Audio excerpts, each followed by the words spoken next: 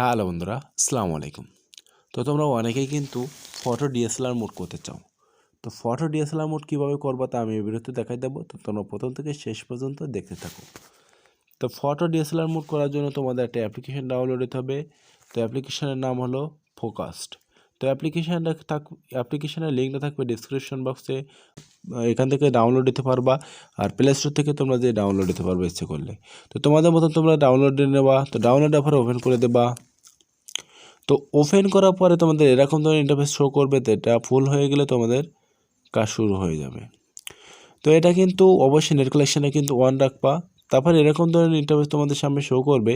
তো তোমাদের এক্ষেত্রে যে কোনো পারমিশন চাই, পারমিশনগুলোও কিন্তু অ্যালাউ করে দিতে হবে। তারপরে এখানে একটা অপশান আসবে এডিটর। তো এতে টিপ দিতে হবে। টিপ দেওয়ার পরে এখান থেকে তোমাদের কী করতে হবে, তোমাদের অটোমেটিকলি কিন্তু তোমাদের এখান থেকে তোমাদের ফটোটা সিলেক্ট করে নিতে হবে। তো আমি আমার মতন এখান থেকে ফটোটা সিলেক্ট করে নিলাম। তো ফটোটা সিলেক্ট করার পর দেখতে পাচ্ছ কিন্তু এখান থেকে অটোমেটিকলি কিন্তু আমার ফটোটা কিন্তু ডিএসএলআর মোড হয়ে গেছে একেবারে সহজভাবে। তো এখান থেকে দেখতে পাচ্ছ কিন্তু নিচে অনেকগুলো অপশান আছে। তো এটা কিন্তু তোমরা এখান থেকে নিজের মতন করে এডিট করে নিতে পারবা। তো তোমরা যত সময় দিতে পারবা তত কিন্তু তোমাদের ফটোটা এডিট হবে।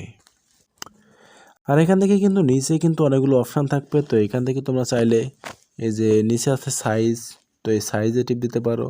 সাইজে টিপ দিয়ে কিন্তু এটা কিন্তু তোমরা কী করতে পারো, আরও কিন্তু ব্যাকগ্রাউন্ডটা কালার করে দিতে পারো বেশি করে। তো এটা কিন্তু কমায় নিতে পারো তোমাদের মতন, তোমরা এখান থেকে সেট করে নিতে পারো। তো এখান থেকে সেট করার পরে কিন্তু আবার ব্যাকে এসে কিন্তু এখানে ইফেক্টস নামে একটা অপশান আছে।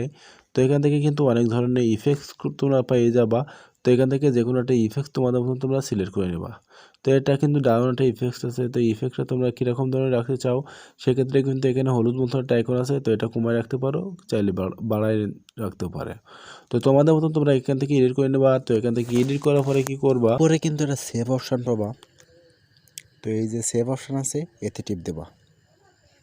তো টিপ দেওয়ার পরে এখান থেকে কিন্তু অনেক ধরনের অপশান চলে আসবে। তো এখান থেকে তুমি যদি চাও যে ফ্রিতে আমি সেভ করবো, তো সেক্ষেত্রে এটা সিলেক্ট করতে পারো। যদি তোমরা না চাও যে আমি ভালো ক্লিয়ারভাবে সেভ করবো, সেক্ষেত্রে কী করবা, নিচে কিন্তু একটা বেস্ট অপশান আছে, এতে টিপ দিয়ে তোমরা সেভ করতে পারবা। তো এই নিচে যেটা আছে এটা সেভ করার জন্য তোমাদের কিন্তু একটা অ্যাড দেখতে হবে। তো তোমরা যখন এতে টিপ দেবা তখন কিন্তু একটা অ্যাড শো করবে। তো অ্যাডটা শো হয়ে গেলে ওইখান থেকে তোমরা কিন্তু অটোমেটিকলি কিন্তু সেভ হয়ে যাবে।